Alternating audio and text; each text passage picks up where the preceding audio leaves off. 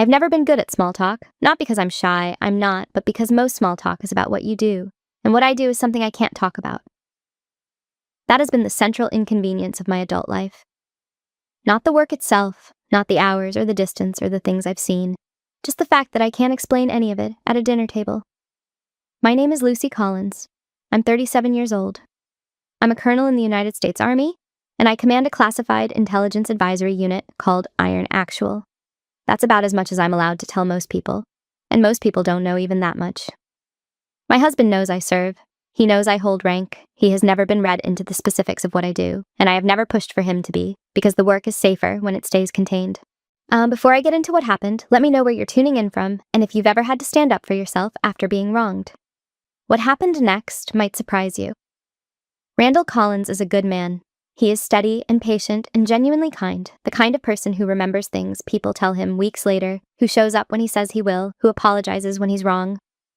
He's also a captain in the Army, which is how we met, and which means he understands the language of service, even if he doesn't understand my particular dialect of it. We have been married 8 years. Most of them have been good. The part that hasn't been good has a name: Patricia Collins. I first met Patricia on a Thursday evening in November of 2015. Randall and I had been together about a month, long enough that he wanted me to meet his family, and not so long that there was any particular pressure attached. He drove us out to his parents' home in suburban Virginia, a tidy colonial with a wreath on the door and the smell of something good coming from the kitchen. His father, Gerald, was quiet and friendly and shook my hand like a man who had learned that first impressions mattered. Patricia came around the corner from the living room with a smile that I still remember precisely, because it was the smile of a woman who had already decided something and was being polite about it. She asked me what I did. I told her I worked for the Army. She asked what that meant. I told her I couldn't really say. The smile stayed. But something behind it moved, a small recalibration, a door quietly closing. She turned to Randall and asked if he wanted more of the appetizers she had put out. And the conversation moved on, and that was that. I wasn't worried. I had answered that question in 100 different rooms. I knew what it looked like from the outside. Evasive, vague, a little odd. I also knew there was nothing I could do about it. The clearances I hold exist for reasons that have nothing to do with family dynamics, and I was not about to compromise them for a first impression. After dinner, while I was in the kitchen helping clean up, I heard Patricia ask Randall in the hallway whether I was between jobs. He laughed a little and said, "No, she's active duty." Patricia said, "Right, but what does she actually do all day?" I heard Dana, Randall's younger sister, 22 at the time, home from college for the week, say she didn't know. She seemed kind of quiet. I finished drying the dish in my hand and set it on the counter. I was 26 years old. I had already done things in service of this country that I will never be able to name in a room full of family. I had already buried colleagues. I had already sat in briefings that shaped decisions at levels Patricia Collins would never be read into. And I was standing in her kitchen being described as kind of quiet. I said nothing. Not then, and not in the months that followed, as Randall and I got more serious, and Patricia's quiet skepticism became a fixture of every family gathering. I said nothing because I was raised to believe that the work speaks for itself eventually, and because I genuinely did not know, back then, how long eventually would take. We got married in June of 2016. It was a small ceremony, Randall's preference, and mine too. Patricia organized most of the reception. She did it with energy and attention and real love for her son. At the rehearsal dinner, she gave a toast that mentioned Randall's career at length and ended with, and of course Lucy, who we hope will find her footing soon. Several people laughed politely. Randall squeezed my hand under the table. I smiled. I ate my dinner. I thought about the promotion board convening 3 weeks later that would make me a major. I said nothing. There are things you carry quietly because you have to, and then there are things you carry quietly because you have decided that the moment you set them down, you want it to mean something. I had decided, somewhere in the early months of knowing Patricia Collins, that I was going to wait for the right moment, not to humiliate her. Not to prove her wrong in some dramatic fashion, just to let the truth show up in a room where she happened to be standing. I did not know it would take 8 years, but I knew it would come. It always does, for people who are patient enough to wait for it and honest enough with themselves about what they're waiting for. The truth is not a weapon. I have never thought of it that way. It is simply the thing that exists underneath everything else, permanent and unhurried, and all you have to do is outlast the noise on top of it. I had been outlasting noise my entire career. 8 more years with Patricia Collins was nothing. I had been trained by people who made Patricia look like a light breeze on a warm afternoon. I could wait. The years between our wedding and Randall's promotion have a shape when I look back at them. They move in a direction. What starts as Patricia's polite skepticism becomes, over time, something more settled, a fixed belief, stated with increasing confidence, that I am a woman who contributes nothing to the life her son has built. The moments that made it worse were the moments I was not there, and in my line of work, there were a lot of those. In June of 2019, I missed Dana's wedding. I had 48 hours notice before I was recalled to base. I told Randall I had to go. I told him I was sorry, and I meant it. Dana and I had never been close, but I understood what it meant to miss a wedding, and I understood what it would cost. He went alone. He told his family I had a work emergency.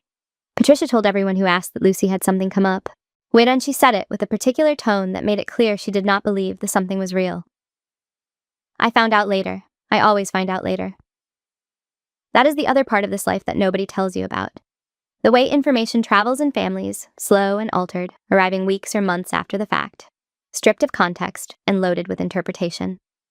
By the time I heard what Patricia had said at Dana's wedding, that Lucy probably just did not want to come, she had never really been part of this family, I was back from a rotation I could not name, sitting in our kitchen at 2 a.m. with a cup of tea, too tired to be angry. I was not angry. I was tired in the specific way of someone who has been doing 2 jobs at once for years and receiving credit for neither. Randall tried. I want to be clear about that. He was not a man who let things slide past him without noticing. He pushed back on his mother when he could, in the quiet way that was available to him, deflecting, correcting, refusing to add to her narrative. But there is a limit to what deflection can do against someone who has decided what the truth is. Patricia had decided, and no amount of gentle correction from her son was going to move her off a position she had been building for 3 years. The barbecue in August of 2020 was a warm Saturday at Patricia's house. Extended family present, the kind of gathering where everyone is loud and cheerful and nobody is listening very carefully. I had been home for 2 weeks after a long rotation. I was still recalibrating, still getting used to the noise of civilian life, the softness of it, and the way people talked about things that would not hurt them. Patricia found me near the drinks table and brought a neighbor over, a woman about her age named Carolyn, who had moved in down the street the previous spring. "This is Randall's wife," Patricia said to Carolyn, and then she turned to me, smiling. "She does. What is it you do again, Lucy?" I said I worked on base. She said, That single syllable, that small closed sound, I can still hear it. It said everything she wanted to say without technically saying anything she could be called on for. It communicated to Carolyn and to everyone within earshot exactly what Patricia had concluded. That Lucy's work was not worth remembering, not worth specifying, barely worth the question. Carolyn nodded politely and the conversation moved on to something else. Day and I refilled my glass and went to find Randall. I told myself it did not matter. The work was real whether or not Patricia believed in it.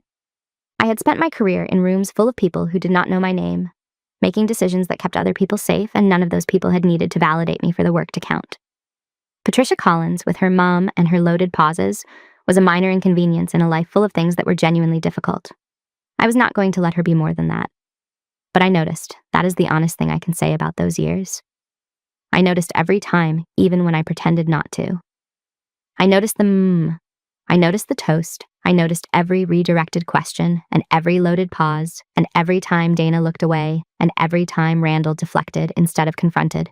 And I stored it all away the way you store intelligence, not to act on immediately, but to have for the moment when it becomes relevant.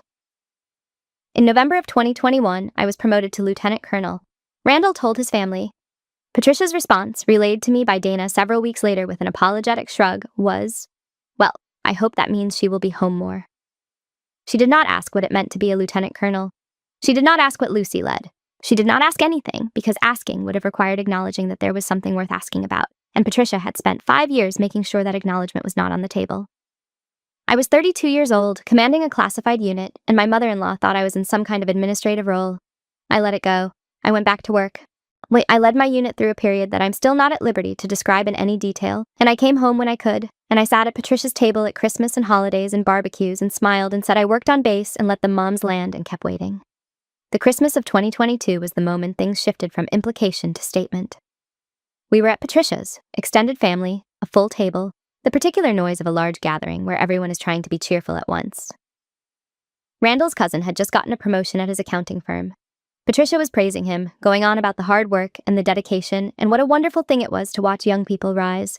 Then she turned to the table generally and said, in the tone of someone observing something obvious, "Randall has carried this family. Why, Lucy has never really contributed, has she?" It was not a question. She said it the way you say the sky is gray in November, matter of fact, slightly bored, as if she were simply naming a thing that everyone already knew and had just been too polite to say out loud. The table went momentarily quiet, the way tables do when something slightly too honest has been said. Then Randall opened his mouth. I put my hand on his arm. He looked at me.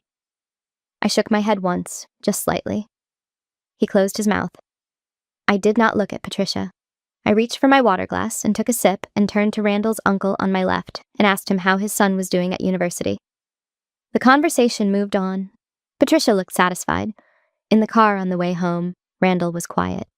He did not bring up what had happened at the table. Neither did I. We drove in silence for 20 minutes, and when we pulled into our driveway, he turned off the engine and sat there for a moment before getting out. I watched him and thought, he's going to ask me why I stopped him.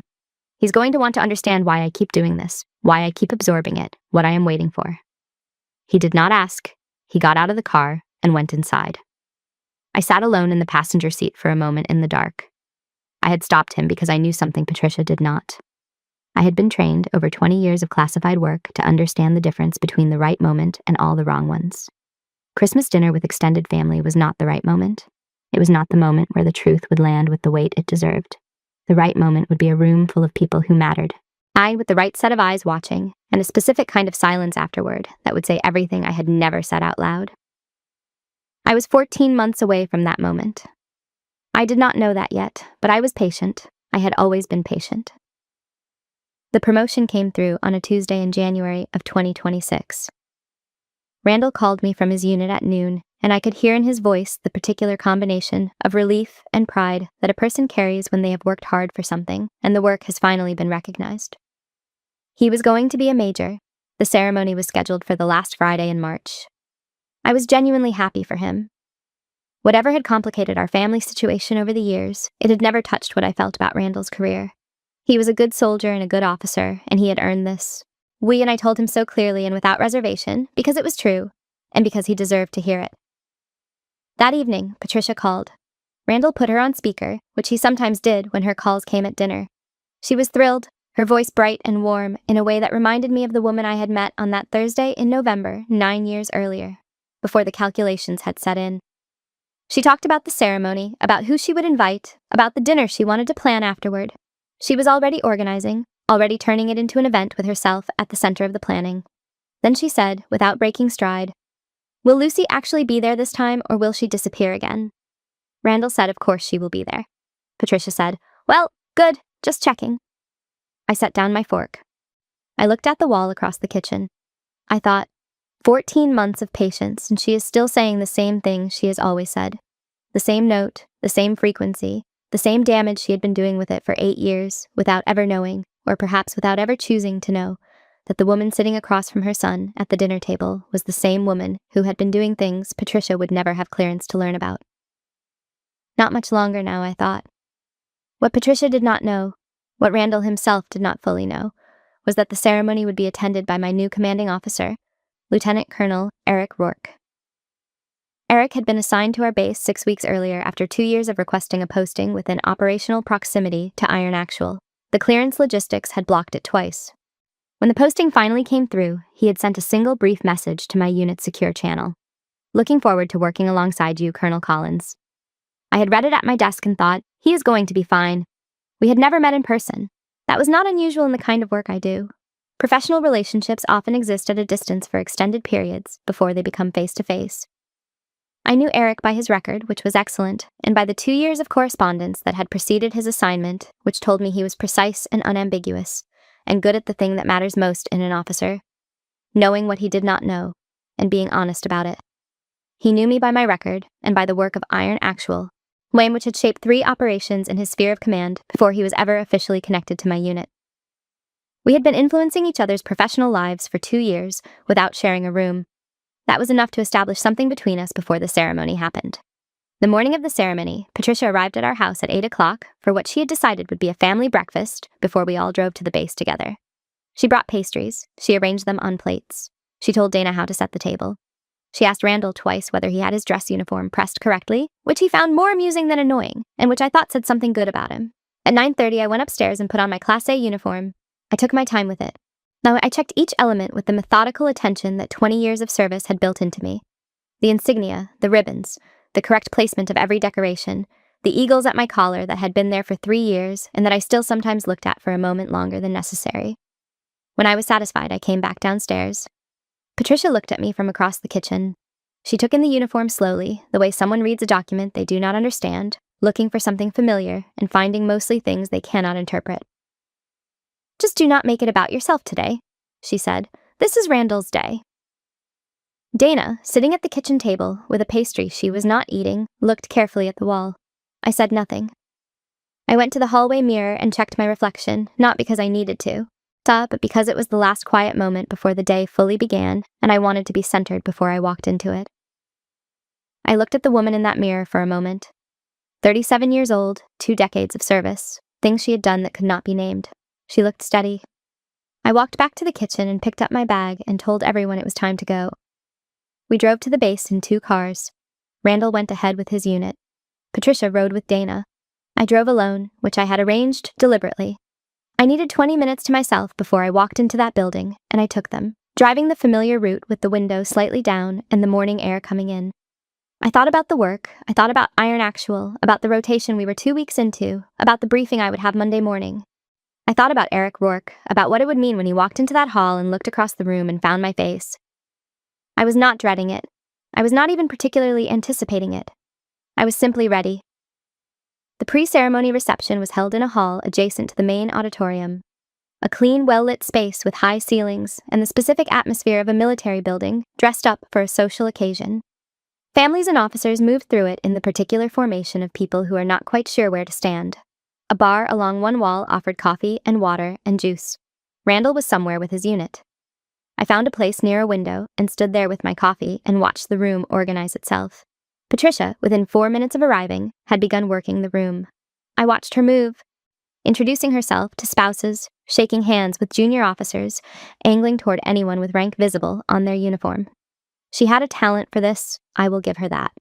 She could read a room's social hierarchy in under a minute and place herself in the most advantageous position available to her. Whatever I thought of how she used it, the talent itself was real.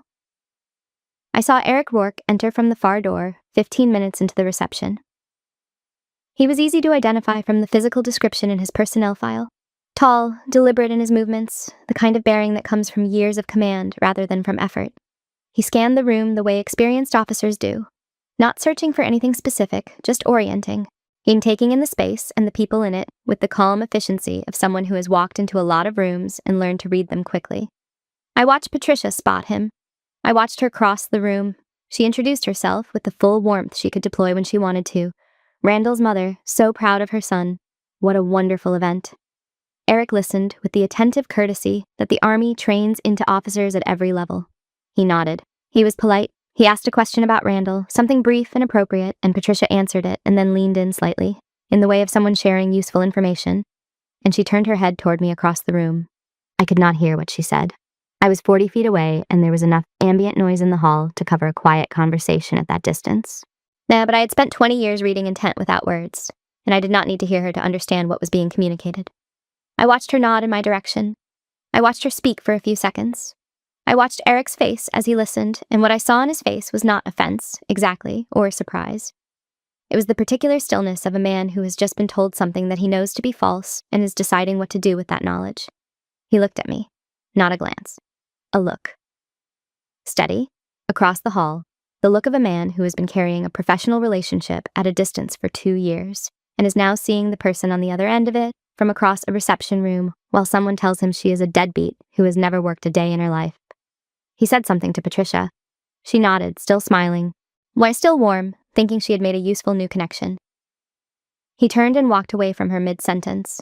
He crossed the room directly. I watched him come. Patricia stood where he had left her, the smile still on her face, not yet understanding what had just happened. Dana was at her elbow, and I watched Dana track Eric's path across the room, and I watched the moment Dana's expression changed. Eric stopped in front of me. He came to attention, and he saluted. The room did not stop all at once. It stopped in rings, outward from where we were standing, the people closest first, then the conversation at the next table, then the group near the bar, each cluster going quiet as they registered what they were seeing. "Colonel Collins," he said, "it is an honor to finally meet you, ma'am. I have been trying to get into your orbit for 2 years." And I returned his salute. 20 years of trained response, the body doing what it knows. We shook hands. He asked about Iron Actual's current operational tempo, and I told him what could be said in a public space. He asked about resource allocation, and I told him we were adequately supported. He mentioned the integration briefing scheduled for the following Monday, and I said I was looking forward to it. We talked for 4 minutes, clean and professional, the shorthand of two people who already understand each other's world. Around us, the room had settled into a particular kind of quiet attention, not staring, because these were military families and officers who understood discretion, but aware. Aware of the salute, aware of the colonel's insignia on my collar, need aware of the contrast between that and whatever had just been said to Eric Rourke 30 seconds earlier. Across the room, Patricia had not moved. I did not look at her directly, but I saw her in my peripheral vision, the way you see things you have trained yourself to track without appearing to track them. She was standing very still. Dana's hand was on her arm. Patricia's mouth was slightly open, and the warmth had gone out of her completely, replaced by the particular expression of someone who has just said something in front of a room full of witnesses and understood, too late, exactly what they said. I heard from somewhere behind me the sound of Randall's voice. He had just entered the hall with 2 officers from his unit, and I heard him stop speaking mid-sentence. I did not turn around. "I will see you at the integration briefing," I told Eric. "Looking forward to it, Colonel," he said. He moved off toward the other side of the room. I turned back to the window and finished my coffee.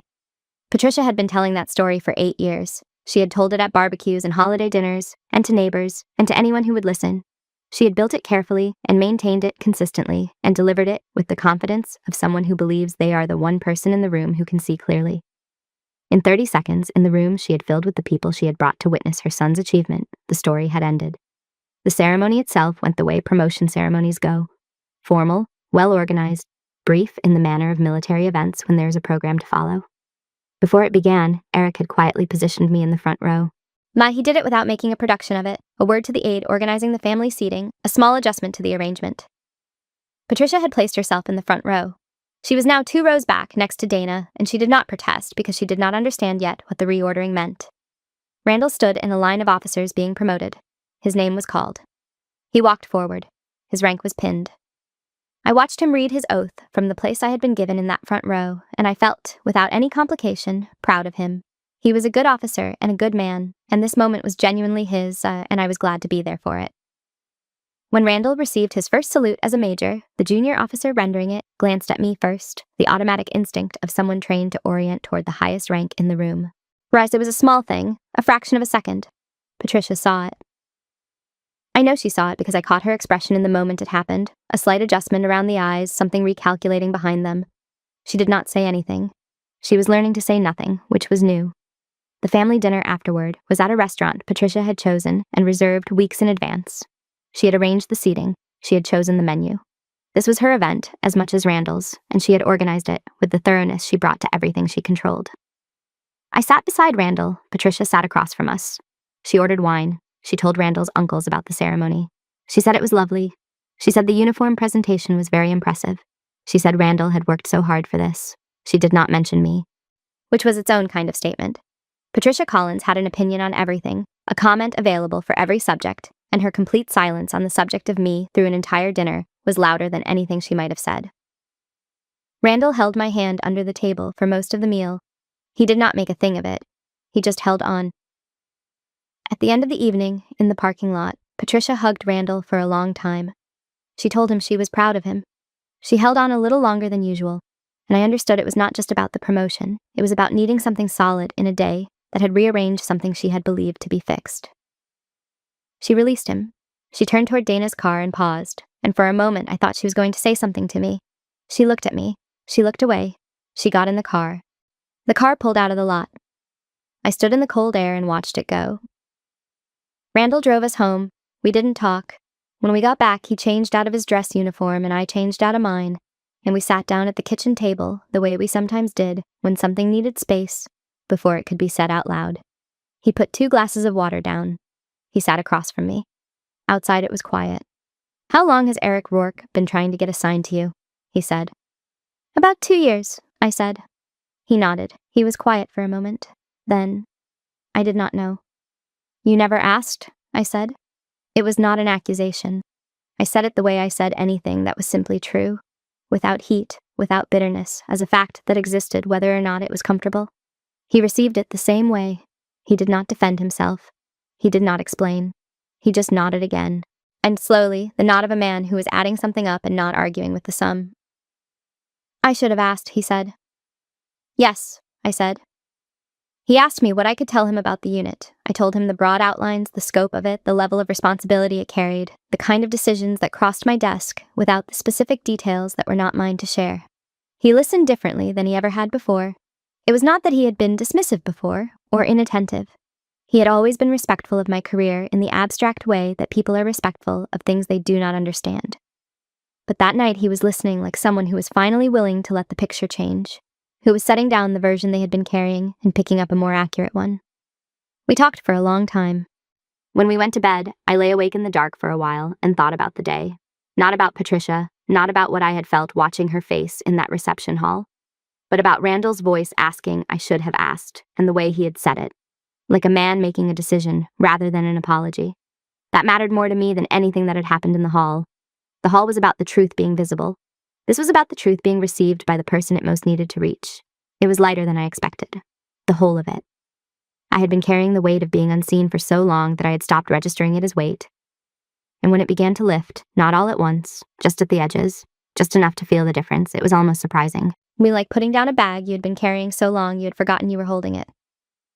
Patricia's first move, in the 2 weeks that followed, was to reframe the story. She called Randall on a Sunday evening, and I heard his side of the conversation from the other room, the careful, patient tone he used with her, the measured pauses that meant he was listening to something he did not entirely agree with.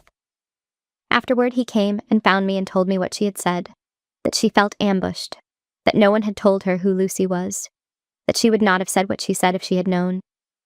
He told her that was not about clearance levels. He told her she had been saying those things for 8 years, and that the information she had lacked was not about Lucy's rank. It was about basic respect. I looked at him when he told me that. He said it like a man who had thought about it carefully and was satisfied with the wording. A few days later, Patricia called me directly. I picked up because I had decided I would, because avoiding the call would have been a choice with its own meaning, and it was not the meaning I wanted to make. Her voice was controlled and careful, in the way of someone who has prepared what they are going to say. She told me she wanted to clear the air. She said she hoped I understood it was not personal. I was quiet for a moment. It was 8 years of personal, Patricia, I said. I said it without anger, without trembling, with the same steady clarity I would have used in any briefing room. 11 words. I had been carrying them for most of my marriage, and when I finally set them down, I understood that the weight of them had been real. Not the words themselves, but the decision to say them, the decision to stop pretending that Patricia's behavior was something other than what it was. I said goodbye. I ended the call. I sat at the table with the phone in front of me for a few minutes, and then I got up and started thinking about dinner. Dana called 3 days later. She was not unkind. She had never been, really. Which was the thing about Dana that had always been complicated. She was not cruel. She was a person who had learned very early that accommodation was easier than conflict, and she had lived by that principle so thoroughly and for so long that she had stopped being able to tell the difference between keeping the peace and making herself complicit in something that did not deserve protecting. She said she hoped we could move past this. She said her mother could be difficult. She said she did not mean it. I know she meant it, I said. That is okay. I am just not going to pretend otherwise anymore. Dana was quiet. I am not angry with you, I told her. I just needed you to know where I stand. She said, okay. She sounded uncertain, like someone who had been standing on a piece of ground they assumed was solid and had just felt it shift slightly under their feet. That evening I told Randall about both calls. He listened without interrupting. He asked what I wanted going forward, with Patricia, with family events, with the arrangement we had been maintaining for 8 years. I told him I wanted to stop attending events where I was Patricia's supporting character. I told him this without drama, without ultimatum. It was simply what I wanted, stated plainly, the way I had been trained to state things that needed to be clear. He said okay. I asked if that was genuinely okay with him. He said it was more than okay. Then he said, I think I have been asking you to absorb things for a long time, without acknowledging that is what I was asking. I told myself that because you did not react, it was not affecting you. That was not fair. I looked at him for a long moment. No, I said. It was not. He nodded. He did not ask for forgiveness explicitly. He was not that kind of man. He showed things through what he did, rather than through declarations about what he intended. But the directness of what he had said, the absence of defensiveness in it, told me that it had cost him something to get there, and that he had gotten there honestly. That was enough. I booked a weekend trip 2 days later. A cabin 2 hours out, just the two of us. The first time we had done something like that without family attached in 3 years. When I showed him the booking, he looked at it and then looked at me with an expression that was simple and uncomplicated. Good, he said. Without my presence at family events, things shifted in ways I had not entirely anticipated. I had been, without ever fully registering it, a kind of ballast in those gatherings, a fixed point against which Patricia's energy was directed, which meant it was directed away from everyone else. When I stopped attending, that energy redistributed itself, and the people who had been benefiting from my absorbing it suddenly found themselves in its path. Randall attended Easter at his parents' house alone. He came home quieter than usual. He did not give me a detailed account of what happened. He called me from the car on the drive home and said, with a tone I had not heard from him before, "How did you do that for 8 years?" I said practice. He said he was being serious. I said so was I. Dana called him the following week, not me, which was its own small signal. She called to talk about their mother, something she had never done directly with Randall, because doing it directly would have required her to acknowledge that there was something to talk about. She said Patricia had been difficult. She did not specify how. She said she was exhausted. Randall listened and did not offer solutions. At the end of the call, Dana said, "I think Mom really hurt her, did she not?" Randall said yes, she did. He told me this afterward. I nodded and did not say anything more about it, because it did not require comment. The fact that Dana had asked the question was the thing that mattered. It meant she had looked at what had been in front of her for 8 years and chosen finally to see it. That was something. I heard through Dana, a few weeks later, that Patricia had told the story of the ceremony at a neighbor's dinner party. Her version had evolved. She had been caught off guard, she told them. Nobody had informed her properly. The framing was confusion rather than contempt, miscommunication rather than 8 years of accumulated dismissal. She was building a new story on the ruins of the old one, which was what Patricia always did when her narratives encountered something they could not accommodate. One of the neighbors was a retired Army spouse who had spent 30 years understanding exactly the kind of career I had. When she heard that Lucy Collins held the rank of colonel, the table went quiet. Patricia did not understand why. She still did not understand why the room had gone quiet in the reception hall either, and I did not know whether she ever would, and I had made my peace with that uncertainty. My days continued the way they always had. That is the part of this that gets forgotten in the telling of it. While the family was rearranging itself around what had happened, I was still going to work every morning and doing the work that had always been the center of everything. I was still running Iron Actual, and I was still sitting in rooms where the stakes were real and the decisions were permanent, and nobody cared about my mother-in-law's opinions of me. The work did not pause for any of this. It never does. That had always been one of the things I found most clarifying about it. A few weeks after the ceremony, Eric stayed behind after a briefing to ask how things were at home. I told him they were better.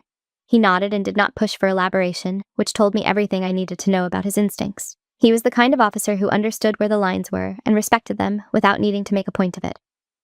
I walked out of that building into an afternoon in late April, warm and clear, the kind of day that made the larger questions feel answerable. I thought about where I had been a month earlier, me standing in that reception hall watching Eric cross the room toward me. I thought about the decision I had made years earlier and without quite articulating it to myself, to carry what I carried with patience rather than protest. I was done being small. I had been making myself small for years, not because anyone had required it, but because I had decided it was the graceful thing to do, the thing that would preserve the possibility of something better with Randall's family. What it had actually done was give Patricia's story room to grow in the dark. I was not going to do that anymore. I got in the car and drove home and made dinner, and Randall came home and we talked about ordinary things, and the evening felt, for the first time in a long time, like a life I had actively chosen rather than one I was carefully maintaining. 5 months after the ceremony, in late August, Dana texted me. It was short and carefully worded, in the way of a message that has been composed and reconsidered many times before being sent. She said she wanted to apologize. She said she should have said something years ago. She said she knew that was not enough. I read it twice. Then I typed back, "It is a start." I meant it without qualification. Not as dismissal, not as a partial acceptance designed to keep her uncertain. As a genuine statement of where things were, it was a start. Starts are not nothing. We met for coffee 2 weeks later at a place neither of us had been to before. The first 10 minutes were slightly awkward in the particular way of two people who are being honest with each other in a setting where they have not done that before. Dana stirred her coffee, claimed she said she had spent a long time choosing not to know things because knowing them would have required her to act, and she had not wanted to act. I said I understood that. She said she did not know if it was an excuse. I said it was not an excuse. It was an explanation, and those were different things. I was willing to work with an explanation even when I could not accept it as a justification.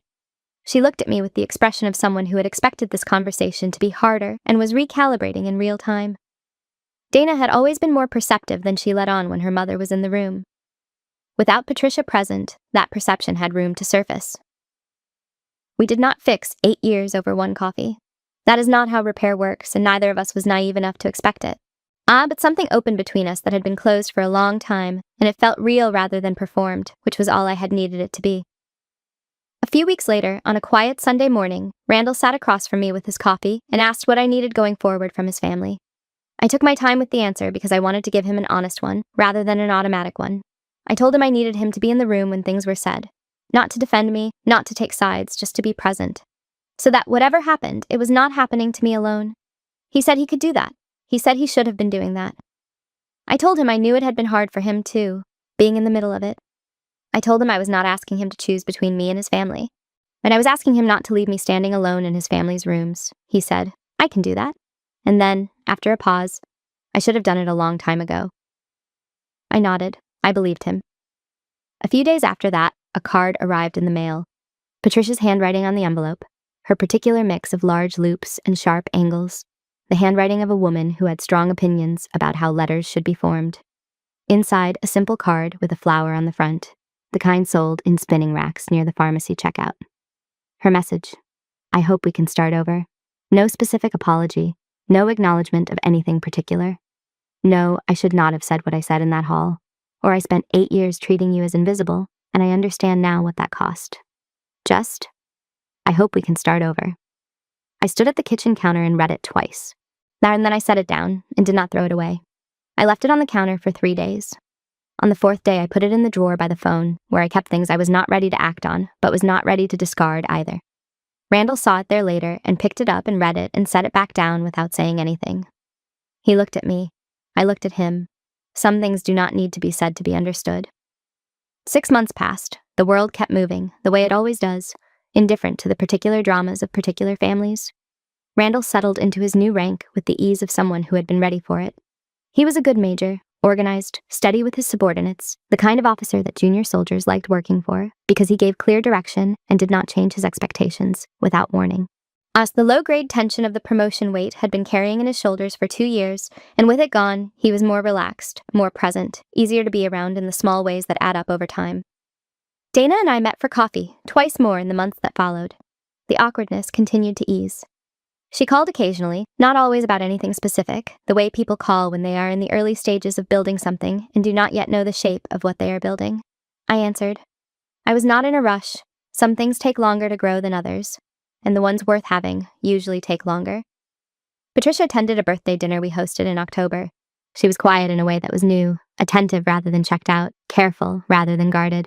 Well, she did not make a single comment about my work or my absence from family events or anything in the long catalog of observations she had been making for 8 years. At one point, she refilled my water glass at the table without being asked. I said thank you. She said you are welcome. That was the entire exchange. It was not nothing. My work had deepened in the months following the ceremony. Iron Actual had moved into a critical operational phase that demanded full presence, the kind of sustained intensity that I had learned, over 20 years, to find sustaining rather than draining when the work is meaningful. I was in early, often out late, running on the fuel of people who have found what they're supposed to be doing with their time on Earth. Eric proved to be exactly what his record had suggested. Steady, genuinely competent. We're the kind of CO who made your job easier without making you feel managed or monitored. We had developed the efficient shorthand of 2 people who trusted each other's judgment and could say a lot with very few words. At the end of a briefing in November, he asked if I had a minute. I stayed behind after the others had filed out. He told me that through appropriate channels, he had heard something. My name had been submitted for review by the General Officer Promotion Board. I thanked him for telling me directly. He said he wanted me to know that the submission had support at every level. He said it without performance, the way he said everything. I told him I appreciated that. He said, "You should." The board was scheduled to convene in 8 weeks. I did not tell Randall. I did not tell anyone outside the chain of command. I needed to let it settle in me first, to let it become real before I handed it to someone else. I had always been like that with important things, careful to know what I thought and felt about something before I opened it up to other people's responses. It was a habit of mine built out of years of work, where premature disclosure had real consequences, and like most habits built out of professional necessity, it had become something more personal over time. Brigadier General, I had been building toward that word for 20 years without letting myself say it out loud. Not from superstition exactly, more from the discipline of not wanting too visibly, too obviously, in a way that might make the wanting feel like a deficit rather than a direction. You learn, in the kind of work I do, and that desire held quietly and worked toward steadily is more powerful than desire announced. The announcing gives people something to respond to. The quiet working gives you something to show. I wanted this. I had always wanted it. I had just been careful about when and how I let that wanting be visible. The evening after Eric told me, Randall and I had dinner, and he talked about a training exercise he was running, and I listened and asked questions, and the conversation moved in the comfortable way of two people who have been together long enough to find each other's ordinary days interesting. It was an unremarkable evening, the kind that makes up most of a life. I looked at him across the table and thought about what I was carrying, and about what it would mean to set it down in front of him in 8 weeks. I thought, not yet. I thought, 8 more weeks. I have waited longer for less. I was not afraid of what was coming. I had never been afraid of what I was capable of. That particular certainty had been the constant at the center of everything else that changed and shifted over 20 years, the thing that stayed fixed while ranks changed and deployments came and went and family situations evolved and complicated themselves. I knew who I was. I had always known. The board would convene. It would make its decision. And then the next thing would begin. The board selected me on a Wednesday in late January. I was in my office when the call came. I thanked the officer on the other end. I ended the call. I sat at my desk for a while without moving, in just sitting in the specific stillness of a moment you have been working toward for 20 years and have finally arrived inside. Not overwhelmed, not tearful, just very present in the room, very aware of the chair underneath me and the light through the window and the quiet hum of the building doing its ordinary work around me, while something in my life became permanent. Brigadier General Lucy Collins. I said it to myself once, quietly, in the empty office. Then I picked up my pen and went back to work. I drove home that evening without saying anything during dinner. Randall talked about his week. I listened. After dinner, while he was rinsing the dishes, I sat at the kitchen counter and said, "I have to tell you something." He turned off the tap and turned around and looked at me with the attentiveness of a man who has learned to pay attention when his wife says those words. I told him. He stood with the dish towel still in his hands and looked at me. The expression on his face moved through several things quickly. Surprise, then something adjusting, then something settling into a warmth that was not simple pride, but something more complicated and more genuine than that. He crossed the kitchen and put his arms around me and held on, and not in the careful way, not in the measured way of someone being supportive, just the full hold of a person who is glad, who is simply and completely glad. We stood there for a while. When he stepped back, he asked, "How long have you known this was possible?" I said, 20 years. He laughed, not at me, not at the situation. But the laugh of a man absorbing something large and finding the only response available was laughter. He shook his head slowly. He said, "I should have asked more." I said, "You are asking now." He nodded. The next morning I went to Eric's office. He was already standing when I came in. The result was not a secret at our level, and he had the look of a man who had been waiting to say something since yesterday. He offered his hand. "Congratulations, General," he said. "Not yet," I said. "Close enough," he said. I laughed. A real one, the involuntary kind that comes when something lands exactly right. Eric smiled. He was not a man who smiled often, and when he did, it was because something had earned it, which made it worth more. It was a good moment. I carried it with me through the rest of the day. Dana called that afternoon. Randall had told the family. She sounded genuinely happy in a way I had not heard from her before. Not managed, not performing something appropriate, but actually glad. The gladness of someone who has been rooting for a particular outcome and has just seen it come through. She said she had told Patricia. I asked what Patricia said. A short pause. Then, "She said she always knew you were capable of great things." I was quiet for a moment. "That is fine, Dana," I said. I meant it without irony, without the slight sharpness that might have been available to me and that I chose not to reach for. Patricia was going to rewrite the story one more time. She was going to tell it until it was a story she could be proud of, until Lucy Collins's achievements were something Patricia Collins had believed in all along. Let her have that version. Yeah, and it cost me nothing. The truth was not going anywhere. It would be in rooms where Patricia would never stand, doing work she would never be cleared to know about, and it did not need her blessing, or her revised narrative, or anything from her at all. What I had was enough. What I had was more than enough.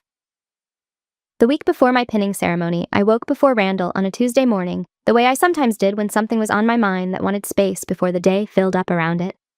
I went downstairs and made coffee and sat at the kitchen table in the dark of 5:30 in the morning, the house quiet, the neighborhood quiet, the particular silence of a world that has not yet started. I thought about the girl who had walked into a recruiting office at 18 with a certainty she could not have explained to anyone. Knew not what she wanted exactly. Not a specific rank or role or outcome, but something more like a direction. A sense of what she was built for, that she had been carrying since she was old enough to carry anything. I thought about the 20 years between that girl and this morning, the shape of them, the weight of what they had cost and the depth of what they had built. I thought about Patricia's dinner tables. I thought about 8 years of and she has never really contributed, and just do not make it about yourself today. I thought about all the rooms where I had said nothing because the right room had not yet arrived. I thought about Eric Rourke crossing a reception hall in March and coming to attention in front of me. I thought about the rings of quiet spreading outward from where we stood. I thought about Patricia's face in the moment the story she had built over 8 years hit the truth and cracked open. I thought about Randall on the porch that night, asking how long. 20 years, I had said, and he had laughed the laugh of a man revising a picture he had been looking at upside down. I got up, I rinsed my mug, I went to get dressed. In the hallway, I passed the mirror, the same mirror I had stood in front of the morning of Randall's ceremony, checking my insignia, finding my steadiness before the day began. I paused. I looked at the woman looking back at me. She looked like someone who knew, not someone who had just learned something, not someone who had just been seen for the first time and was surprised by it. Someone who had always known.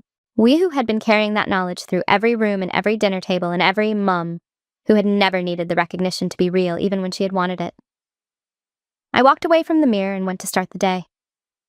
Here is what I know, having lived the years I have lived the way I have lived them. You will not always be believed. You will not always be credited.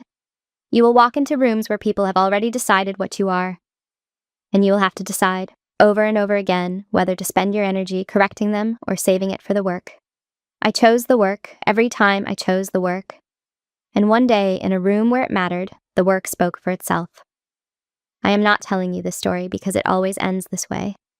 I am not telling you that the truth always shows up at the right moment, in the right room, lying with the right witnesses. Sometimes it does not. Sometimes you carry what you carry for a lifetime, and the room never arrives. But here is what I can tell you. The carrying changes you, if you let it change you in the right direction. Not into someone bitter, not into someone hard, into someone who knows, all the way down to the parts of herself that cannot be shown to anyone, exactly who she is. And that knowing, that deep, unshakable, 20-year certainty, is not a consolation prize for being unseen. It is the whole thing. It is everything. If this story stayed with you, it is because you have been in a version of that room. You have been the person someone decided to explain away, to a neighbor, to a table full of family, to someone who mattered. You have carried what you carried without being able to say why, and you have waited for a moment that may or may not have come. Thank you for being here. If this story meant something to you, subscribe and come back tomorrow. There is always another story worth telling.